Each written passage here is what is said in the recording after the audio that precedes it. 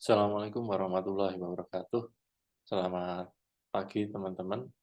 Sekarang kita akan melanjutkan pertemuan kemarin, introduction dari IMK itu apa. Nah, sekarang kita pahami tentang faktor-faktor yang ada di, yang pertama bagian adalah di manusia. Kenapa? Karena IMK itu adalah interaksi manusia dan komputer. Nah, saat ini kita akan mulai membahas dari sisi manusianya.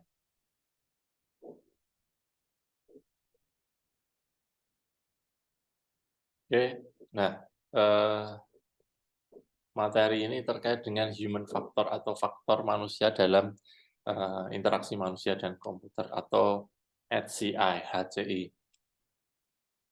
Nah, kenapa kok di IMK itu manusia itu dibahas juga? Karena manusia itu punya batasan dalam memproses sebuah informasi, sehingga dalam desain pun tidak boleh terlalu rumit dan terlalu kompleks. Kenapa? Nanti juga bisa menimbulkan kesalahan. Kesalahan yang berulang, kenapa? Karena desainnya yang kompleks, manusia yang terbatas kapasitas dalam memproses informasi, nah itu perlu dipertimbangkan.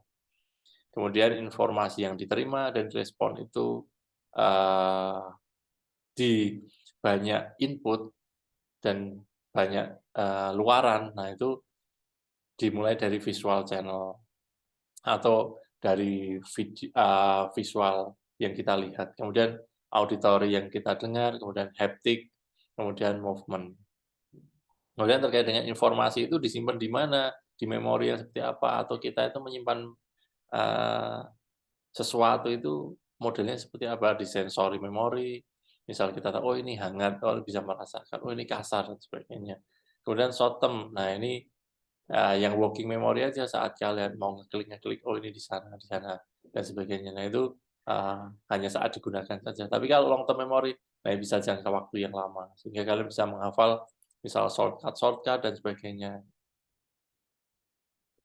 Kemudian informasi itu diproses dan diimplementasikan. Nah, itu berdasarkan reasoning atau sebab akibat gitu. Kemudian problem solving, kemudian akuisisi atau mengambil alih keterampilan gitu, kemudian errornya. Jadi informasi itu diproses ya ketika itu, karena ada seperti itu. Kayak kita mau mencari solusi sebuah gimana sih kursor ini biar bergerak. Nah, kita kan terus ada gerakan gitu. Kemudian manusia itu juga dipengaruhi oleh dari faktor emosional. Jadi ya itu yang membuat capability dari sebuah manusia itu juga bisa berubah-ubah. Saat dia misal tidak tenang, itu pun juga kemampuannya bisa menurun. Saat dia fresh, itu bisa menyelesaikan pekerjaan dengan baik dan logik.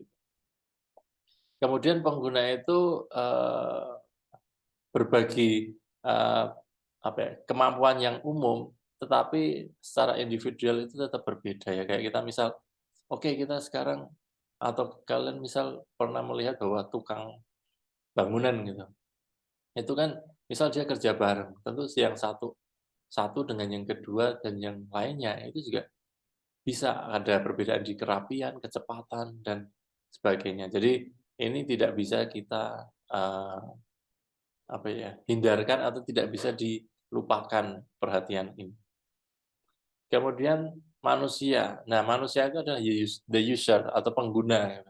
Jadi after all, ya setelah itu ya the one atau seorang yang menggunakan komputer itu atau komputer sistem itu ya didesain untuk assist gitu, digunakan, diarahkan. Nah, kebutuhan dari pengguna itu ya seperti apa ya, manusia itu adalah yang pertama, prioritas yang pertama.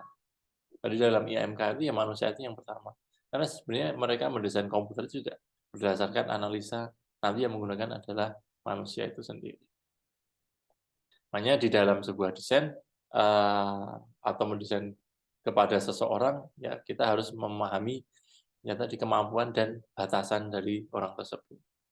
Kemudian mirip juga di sebuah akibat yang including the limbs, finger, eyes, and head, finger, limbs, lidah, itu kemudian tangan, gitu, mata, kepala, dan suara, gitu. Nah itu tentu juga punya karakter yang berbeda-beda. Mungkin kita sekarang sudah banyak melihat bahwa speech recognition kalian nggak perlu ngetik, cukup kalian dictate aja dengan software gitu, nanti bisa menuliskan apa yang kita ucapkan.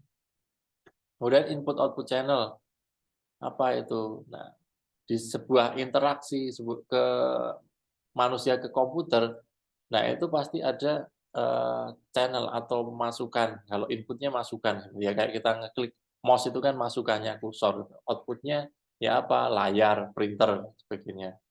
Nah itu manusia itu kan mengharapkan sesuatu. Nah komputer itulah yang memproses dan harapan itu yang diinginkan menjadi output itu. Gitu. Jadi channelnya itu kan banyak itu di komputer. Kemudian vision-nya. Nah, ini kita bisa membagi persepsi visual itu menjadi dua tahapan.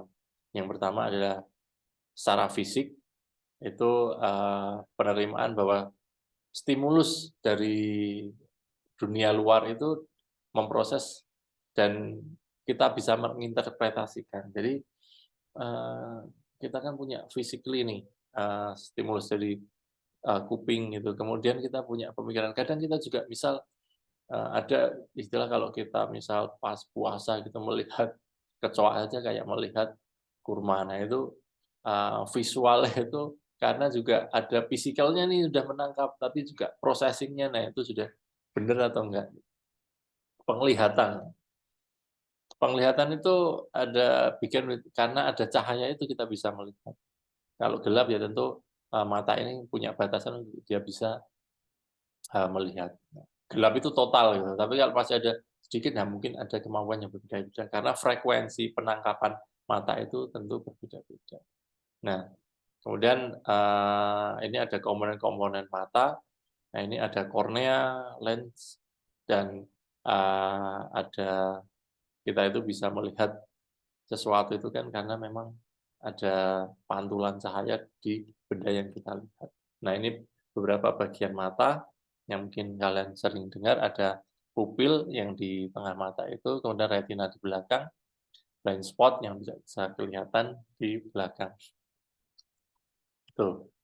Nah, kemudian pendengaran. Nah, just as vision begin with light. Jadi kalau tadi kan penglihatan itu diawali dengan cahaya. Kalau pendengaran itu diawali dengan getaran, getaran di udara atau gelombang suara. Nah makanya kuping kita itu juga punya minimal frekuensi yang bisa didengar di sini. Nah ini can hear about 20 Hz sampai 15.000 kilo, 15.000 Hz. Nah ini at low rate but it's less akurat. Jadi ini toleransinya. Jadi vibration. Jadi kalau tanpa getaran, itulah kenapa kalau kita di ruang hampa itu tidak bisa menyalurkan atau bisa mendelivery sebuah suara gitu kayak tabung hampa gitu. Misal kalian di luar angkasa yang tidak ada udara gitu, hampa ya nggak akan bisa didengar. Kemudian, nah ini sentuhan. The third, atau yang bagian ketiga dan last, itu adalah sentuhan. Nah, sentuhan ini ya macam-macam. Kalau mungkin laptop-laptop yang sekarang ada misal force touch, itu ada yang misal kalau disentuh pelan itu nanti dia memberi respon apa, kalau dengan sangat kuat dia responnya juga bisa berbeda. Nah, itu dikembangkan ya. Nah, kemudian meskipun sense ini jarang digunakan atau kurang begitu penting, tapi ya tanpa ini juga kita tidak bisa merasakan kehidupan ini ya, life without it. Nah, itu jadi, sentuhan ini memberikan kita sebuah informasi yang tentang about our environment. Jadi kayak, ya kita bisa menyentuh, "Oh ini kasar, oh ini lembut." Kalian juga bisa mengatakan bahwa keyboard itu nyaman atau tidak gitu. Oh, terus bisa memproses dengan cepat. Nah ini, sebelum kita meninggalkan tentang, human factor di input output channel dari kita, kebun ini, nah ini, ada orang yang memproses itu dia cepat, ada yang prosesnya lama, karena ada faktor psikomotorik juga, keterampilannya dia. Kayak kalian lah menggunakan komputer mungkin awal-awal belajar, ya kalian menggunakan mouse saja, masih pelan, misal mindahkan dari pojok kanan ke bawah kiri itu membutuhkan waktu lama, apalagi yang gerakan-gerakan, yang sangat resolusi tinggi, misal di detail. Ya jadi, gerakan ini juga kalian bisa atur kalau menggunakan mouse kan bisa di-custom ya, gerakannya mau yang langsung instan, langsung bereaksi atau, oh lambat gitu. Misal kalau kalian butuh mendesain yang detail ya di-setting mouse-nya yang resolusi tinggi dan gerakannya lambat. Nah ini, penyimpanan atau memorinya dari seorang manusia itu seperti ini. Ini cukup kalian tahu saja nanti, kalau kalian fokus di sini, kalian bisa memahaminya lebih jelas. Nah ini ada sensory memories, yang sensor ini, sensor di kita itu instan lah. Kemudian oleh short term memory atau working memory, terus kita bisa merespon, misal kita, menangkap mata, ada bola mau ke saya, bisa dihindari dan sebagainya.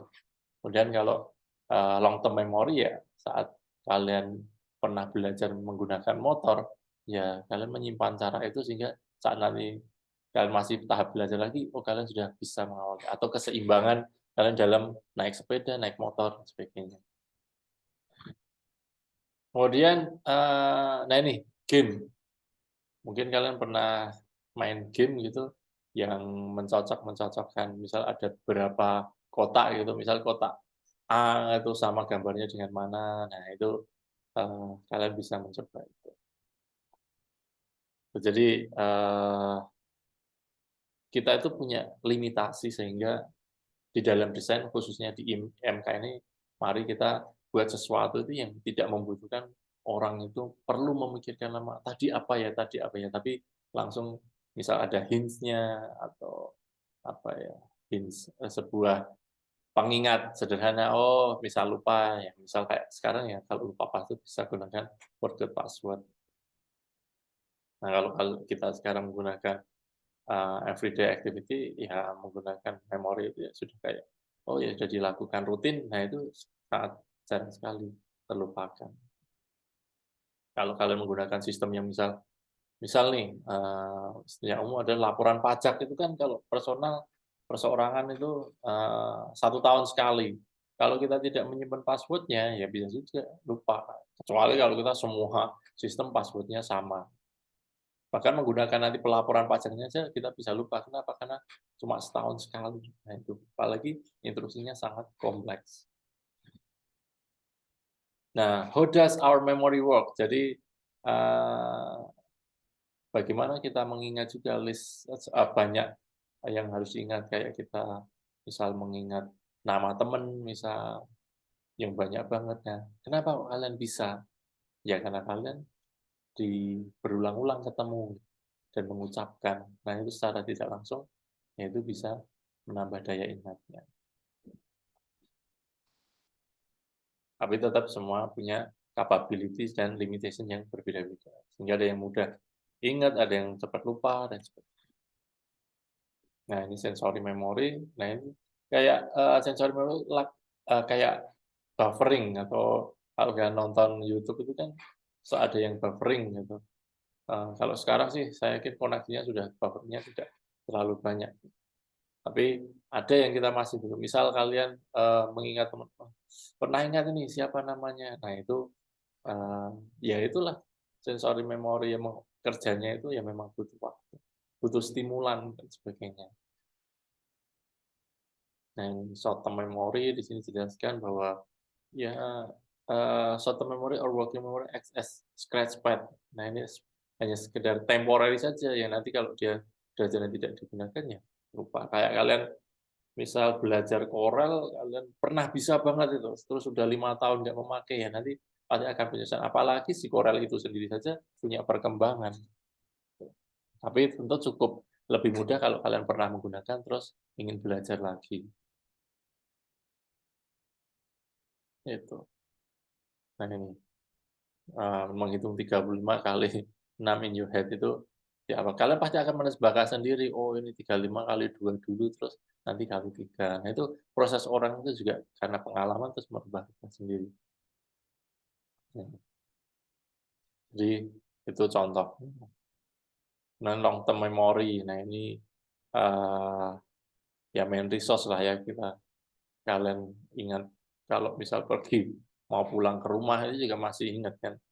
Gitu. Jadi eh, ya hal-hal yang long term memory itu adalah yang memang kita sudah menanamkan dengan baik, yaitu sudah oh nanti bisa kita panggil lagi. Ini two types of long term memory. Yang pertama episodic memory dan semantic. Episodic itu apa yang event and experience in a serial form. Jadi kejadian dan pengalaman itu yang sama gitu, tidak berubah total. Semantik, nah ini yang memori yang terstruktur di beberapa perbedaan memperbolehkan kita mengakses informasi, representasi relasi between piece of inference and inference. Jadi ada sedikit perbedaan itu tetap kita masih, oh kita itu masih bisa mengukur, oh ini kan yang kayak kemarin, oh iya. Misal ya tadi, misal kita udah 5 tahun nggak pernah mudik gitu, jalannya berbeda, tapi kalian tetap masih ingat, oh arahnya ke sana, orientasi arah kalian pulang itu sana. Nah ini, kalian perlu belajar lebih, boleh browsing ini, thinking, listening, and problem solving. Ini ada kemudian emotion, individual difference, setiap orang punya perbedaan, kemudian psikologi, and the design of interactive system. Seperti biasa, silahkan ramaikan grup, kalau ada pertanyaan bisa kita diskusikan. Itu saja, ini sebagai pengetahuan bahwa kalau kalian nanti jadi seorang desainer, ini sangat penting. Kenapa? Pastikan bahwa manusia itu punya limitasi, dia punya short term memory, long term memory, sehingga saat kalian mendesain, ya kata kunci sebagai kalian mau mendesain seorang manusia itu ya perlu menjadi kunci. Oke, itu lanjutan materi dari saya terkait dengan human factor. Jika ada pertanyaan, sangat saya menerima pertanyaan, nanti bisa hubungi di grup diskusi atau langsung PM saya. Terima kasih. Saya akhiri. Wassalamualaikum warahmatullahi wabarakatuh.